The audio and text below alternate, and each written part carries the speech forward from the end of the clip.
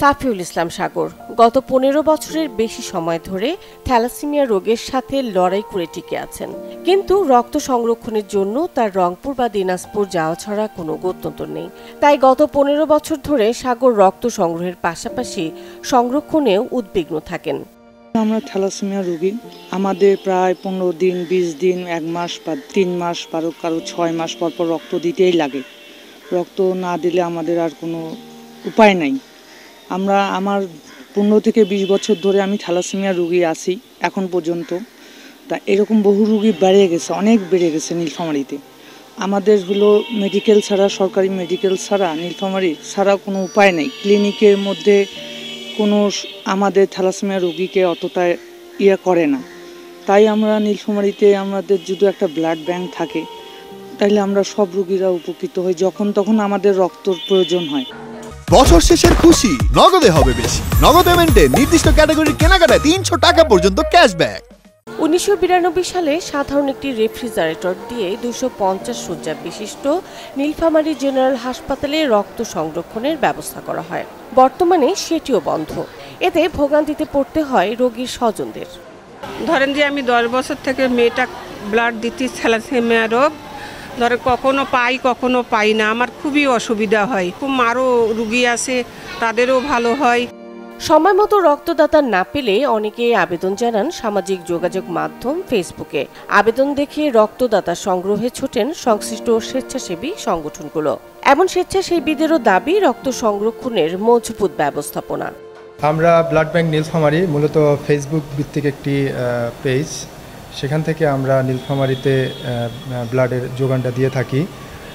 মূলত নীলফামারীতে caesar, thalassaemia patient, রক্তশূন্যতায় ভোগা এবং ইনস্ট্যান্ট যে অ্যাক্সিডেন্ট হয় তাদের জন্যই রক্তটা দরকার হয়।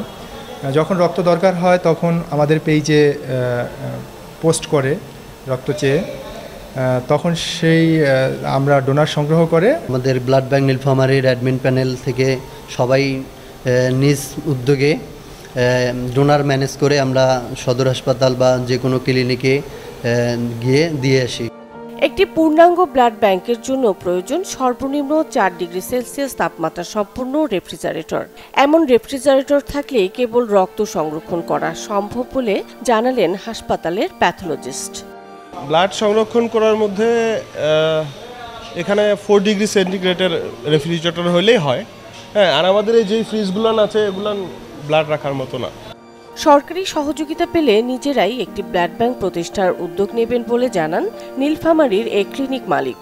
আমাদের নীলফামারী জেলায় যদি একটি ব্লাড ব্যাংক হয় তাহলে আমরা নীলফামারীবাসী উপকৃত হব, এবং সরকার যদি আমাদেরকে সহযোগিতা করে আমরা একটি ব্লাড ব্যাংক উদ্যোগ গ্রহণ করার জন্য চেষ্টা করব। নিয়ম মেনে বেসরকারিভাবে কেউ ব্লাড ব্যাংক প্রতিষ্ঠার উদ্যোগ নিলে প্রশাসনিকভাবে শতভাগ সহযোগিতার আশ্বাস দিলেন সিভিল সার্জন। কিন্তু রক্ত দেওয়ার মাধ্যমে কিন্তু নেওয়ার মাধ্যমে অনেকের কিন্তু অনেক অসুখ বিসুখ ছড়াচ্ছে।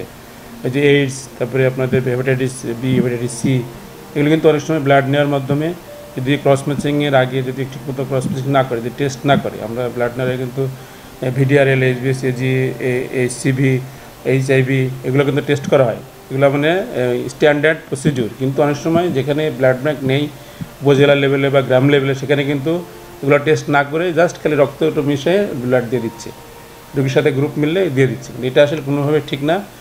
নীলফামারীতে সরকারি বেসরকারি মিলিয়ে 50টি হাসপাতালে গড়ে প্রতিদিন প্রায় 250 ব্যাগ রক্তের চাহিদা থাকে। Desk report, channel 24।